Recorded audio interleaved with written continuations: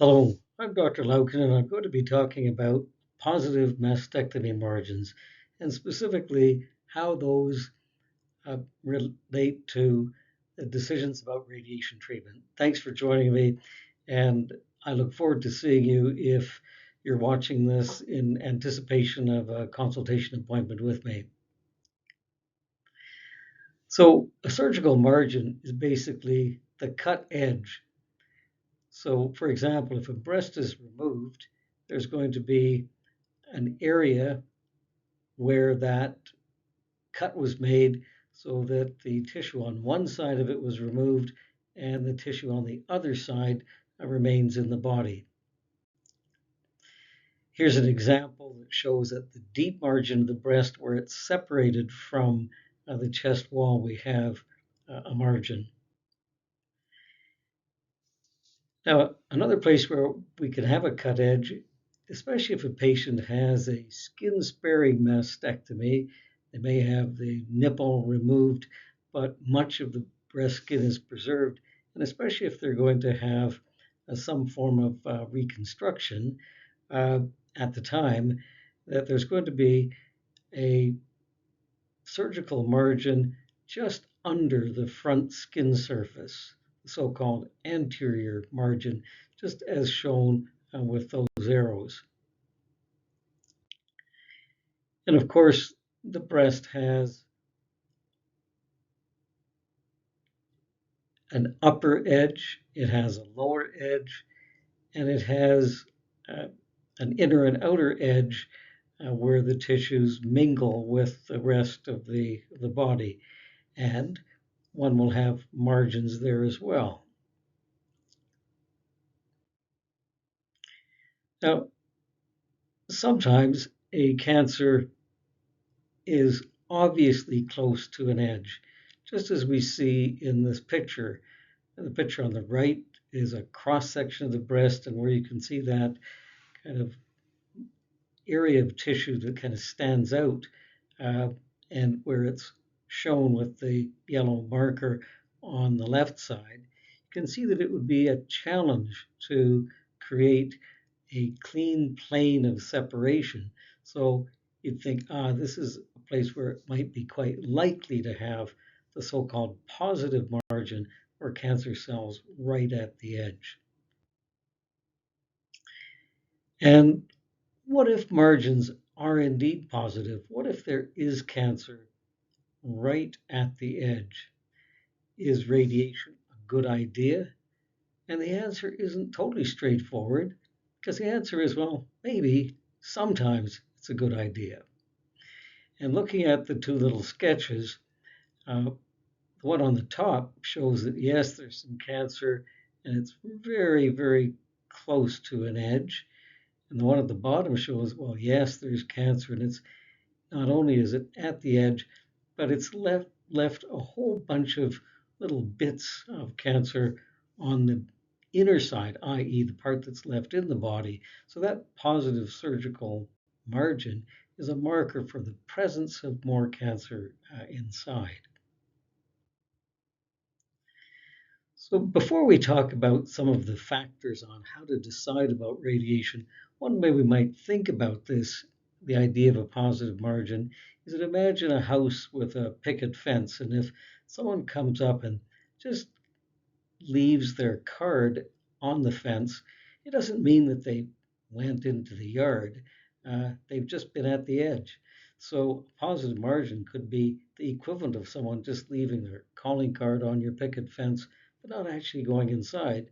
Or it could be an indication of entry and, well, with cancer, think about invasion. So how to decide?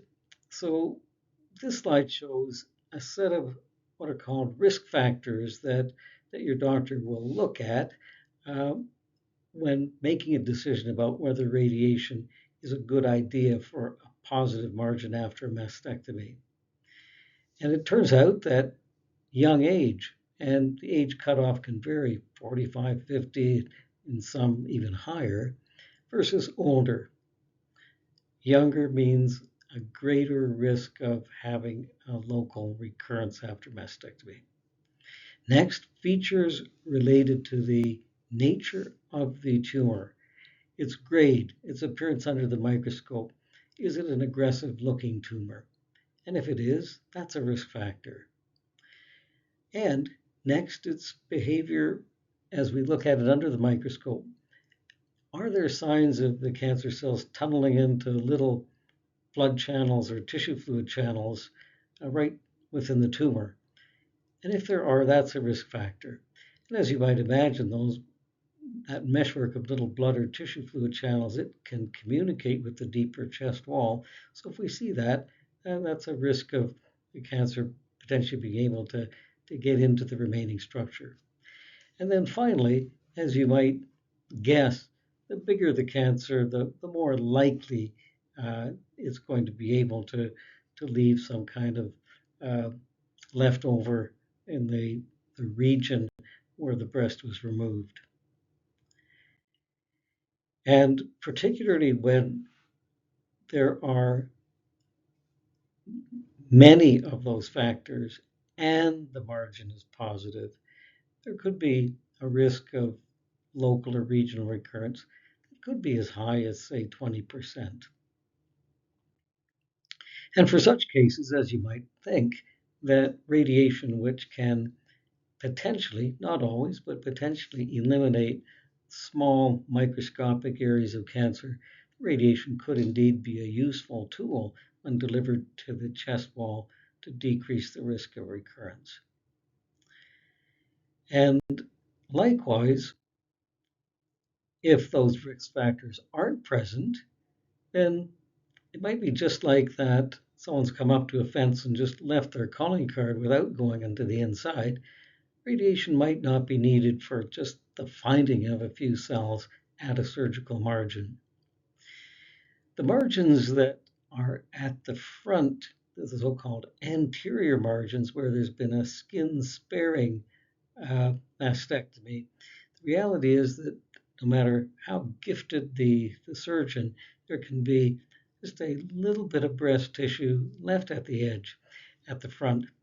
And studies have been done that look at those, and those can be just like that calling card at the fence, but not inside, because where a little extra sliver is taken, often you find that there's nothing else on the other side.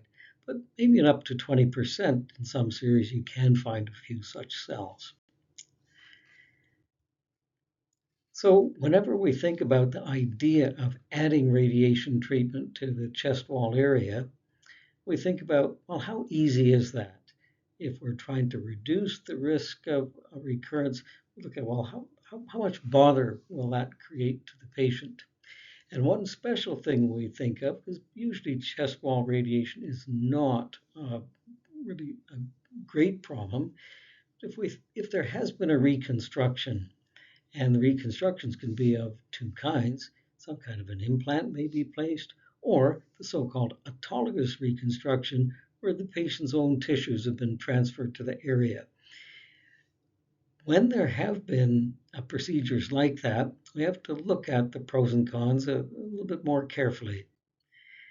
Because the reality is that radiation can cause scar tissue to form, it can cause microscopic blood vessels to be less healthy, to have less flow. It can make skin and soft tissue a bit more fragile. Now, not in everybody, but in some people. So, if the reconstruction has been with the patient's own tissues, that is in general more straightforward, that people are less likely to have radiation related problems. And just as an example of studies and people have looked at this question, how often and what kind of problems do people have if they've had these autologous immediate reconstructions and then have radiation to follow?